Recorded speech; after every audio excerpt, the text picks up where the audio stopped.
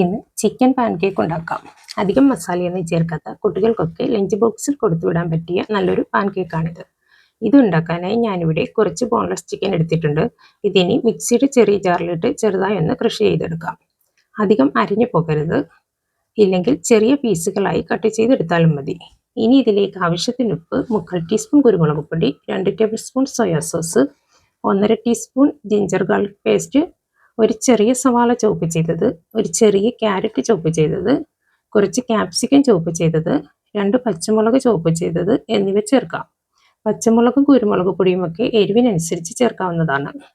ഇനി ഒരു ബൗളിലേക്ക് 2 മുട്ട പൊട്ടിച്ചൊഴിച്ച് അടിച്ചെടുത്തത് കൂടി ഇതിലേക്ക് ചേർത്ത് നല്ലതുപോലെ ഒന്ന് മിക്സ് ചെയ്യാം.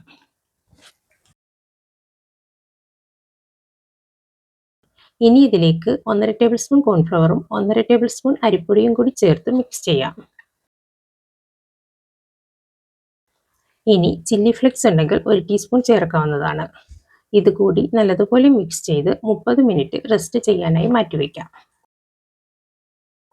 30 മിനിറ്റിന് ശേഷം പാൻ അടുപ്പിൽ വെച്ച് കുറച്ച് ഓയിൽ ഒഴിച്ച് തടവി കുറേശ്ശെ ഒഴിച്ച് അധികം കനത്തിലല്ലാതെ പരത്താം.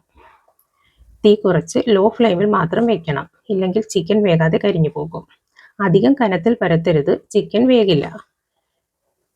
ഇനി ഇത് ലോ ഫ്ലെയിമിൽ തന്നെ 3-4 മിനിറ്റ് അടച്ചു വെച്ച് ഒരു സൈഡ് കുക്കായാൽ തുറന്ന് തിരിച്ചിടാം. ഇനി വീണ്ടും അടച്ചു വെച്ച് 3-4 മിനിറ്റ് കുക്ക് ചെയ്യാം.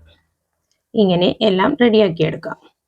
ഇത്രയേ ഉള്ളൂ, നല്ല ടേസ്റ്റിയായ ചിക്കൻ പാൻകേക്ക് ഇവിടെ റെഡി ആയിട്ടുണ്ട്.